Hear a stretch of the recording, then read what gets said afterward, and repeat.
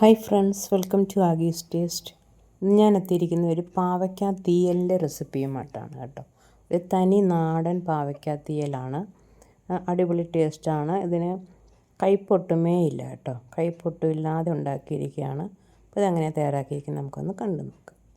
അപ്പോൾ അതിനായിട്ട് ഞാൻ ഒരു 2 ഇടത്തരം പാവയ്ക്ക വട്ടത്തിലരിഞ്ഞ് ഉപ്പുവെള്ളത്തിലിട്ട് വെച്ചിരിക്കുകയാണ്. കുറച്ച് നേരമായി ഉപ്പുവെള്ളത്തിലിട്ട് വെച്ചിട്ട്.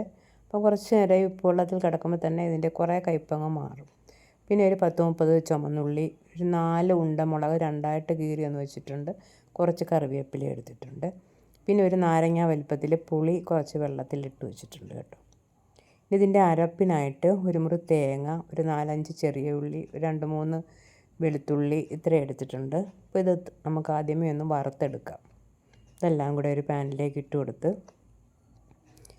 തേങ്ങ നല്ല ചുവക്കൊന്ന് വറുക്കണം. അപ്പം തേങ്ങ ഒന്ന് നന്നായിട്ട് ബ്രൗൺ കളറാവുന്നത് വരെ നമുക്കൊന്ന് ഇളക്കി കൊടുക്കാം. ബ്രൗൺ കളറായി വരുന്ന സമയത്ത് നമുക്കിതിലേക്ക് കുറച്ച് പൊടികളൊക്കെ ചേർത്ത് കൊടുക്കാം. അപ്പം എന്താ, തേങ്ങയുടെ നിറമെല്ലാം മാറി നന്നായിട്ട് മൂത്ത് വന്നിട്ടുണ്ട്. ഇനി നമുക്കിതിലേക്ക് കുറച്ച് പൊടികൾ ചേർത്ത് കൊടുക്കണം. ആദ്യം ഒരു 2 ടീസ്പൂൺ മല്ലിപ്പൊടി ചേർത്ത് കൊടുക്കാം. 2 ടീസ്പൂൺ മുളക് പൊടി ചേർത്ത് കൊടുക്കാം.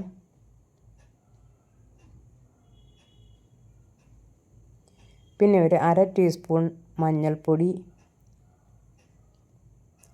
ഒരു 1/2 ടീസ്പൂൺ ഉലുവ പൊടിച്ചത്, ഇത്രയും ചേർത്ത് കൊടുത്ത് നമുക്ക് നന്നായിട്ടൊന്ന് ചൂടാക്കിയെടുക്കാം. ഈ പൊടികളുടെ എല്ലാം പച്ച മണം മാറുന്നത് വരെ നന്നായിട്ട് ചെറിയ തീയിലിട്ടൊന്ന് ചൂടാക്കിയെടുക്കണം. കരിഞ്ഞു പോകാതെ നോക്കണം കേട്ടോ. കരിഞ്ഞു പോകാതെ ഇളക്കിക്കൊണ്ടിരിക്കുക.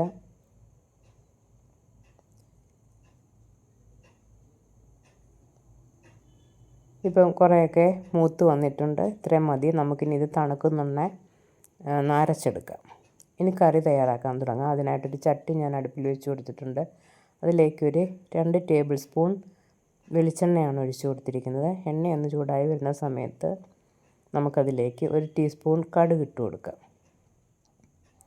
ഇനി കടുക് ഒന്ന് പൊട്ടി വരുമ്പോൾ നമ്മൾ അരിഞ്ഞു വെച്ചിരിക്കുന്ന പാവയ്ക്ക ഉണ്ടല്ലോ, പാവയ്ക്ക വെള്ളമെല്ലാം പിഴിഞ്ഞെടുത്തതിന് ശേഷം ഈ എണ്ണയിലേക്ക് ഇട്ട് കൊടുക്കാം.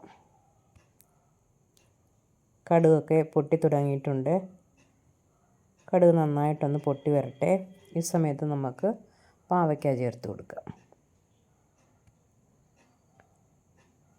പാവയ്ക്ക ഞാൻ ഉപ്പുവെള്ളത്തിൽ നിന്നും ഒന്നും കൂടി എടുത്ത് കഴുകി എടുത്തിട്ടുണ്ട്. അതിൻ്റെ വെള്ളമെല്ലാം പിഴിഞ്ഞെടുത്തിരിക്കുകയാണ് കേട്ടോ. ഇനി ഇത് ഈ എണ്ണയിൽ കിടന്ന് ഒരു 5 മിനിറ്റ് നേരം നമുക്കൊന്ന് മൂപ്പിച്ചെടുക്കാം. എണ്ണയിൽ കുറച്ച് നേരം കിടക്കട്ടെ. കുറച്ചൊന്ന് വാടി വരണം പാവയ്ക്ക. എണ്ണയിൽ കിടന്ന് നന്നായിട്ടൊന്ന് വാടി വരുന്ന സമയത്ത് നമ്മൾ എടുത്ത് വെച്ചിരിക്കുന്ന ചെറിയ ഉള്ളിയില്ലേ, ചെറിയ ഉള്ളി ഇതിലേക്ക് ഇട്ട് കൊടുക്കാം. ചെറിയ ഉള്ളിയും ഉണ്ടമുളകും ഇട്ട് കൊടുക്കാം. ഇതെല്ലാം കൂടെ നന്നായിട്ടൊന്ന് വഴറ്റിയെടുക്കണം. കുറച്ചൊന്ന് വഴന്ന് വരുന്ന സമയത്ത് നമുക്ക് ആവശ്യത്തിന് ഉപ്പ് ചേർത്ത് കൊടുക്കാം. അതോടൊപ്പം തന്നെ കുറച്ച് കറിവേപ്പിലയും കൂടി ചേർത്ത് കൊടുക്കാം.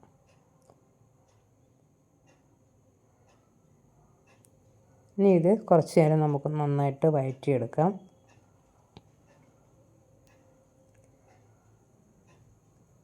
കുറച്ചൊന്ന് വഴന്ന് വരുന്ന സമയത്ത് നമ്മൾ ഒരു നാരങ്ങ വലിപ്പത്തിലുള്ള പുളി വെള്ളത്തിലിട്ട് വെച്ചിട്ടുണ്ടായിരുന്നു. അതൊന്ന് പിഴിഞ്ഞ് വെച്ചിട്ടുണ്ട്.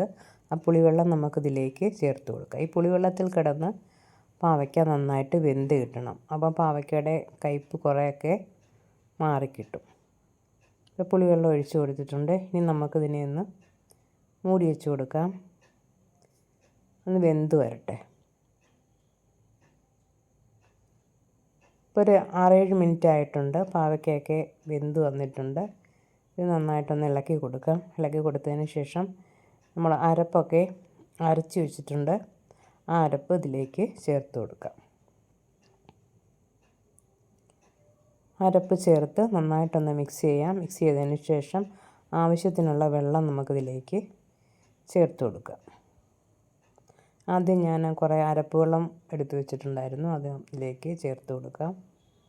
ഇനി നന്നായിട്ടൊന്ന് മിക്സ് ചെയ്തതിന് ശേഷം ഇനി ആവശ്യമുണ്ടെങ്കിൽ മാത്രം വെള്ളം ചേർത്ത് കൊടുക്കുക.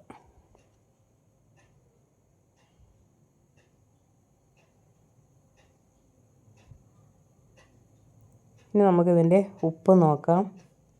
ഉപ്പ് അല്പം കുറവായിട്ട് എനിക്ക് തോന്നി. അപ്പോൾ ഇനി ലേശം ഉപ്പ് കൂടി ഇതിലേക്ക് ചേർത്ത് കൊടുക്കാം.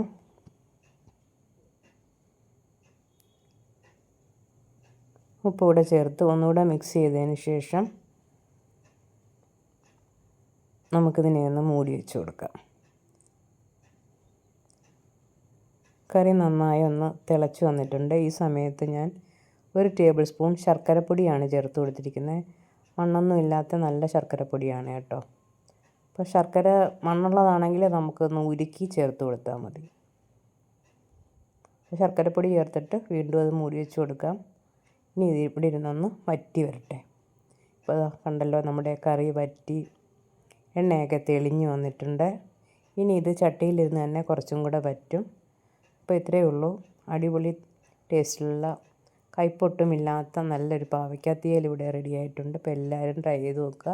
ഇഷ്ടപ്പെടുന്നെങ്കിൽ ലൈക്ക് ചെയ്യുക, ഷെയർ ചെയ്യുക, കമൻറ്റ് ചെയ്യുക, ചാനൽ സബ്സ്ക്രൈബ് ചെയ്യുക, കയ്പ് കൂടി ചെയ്യുക. Okay, thank you.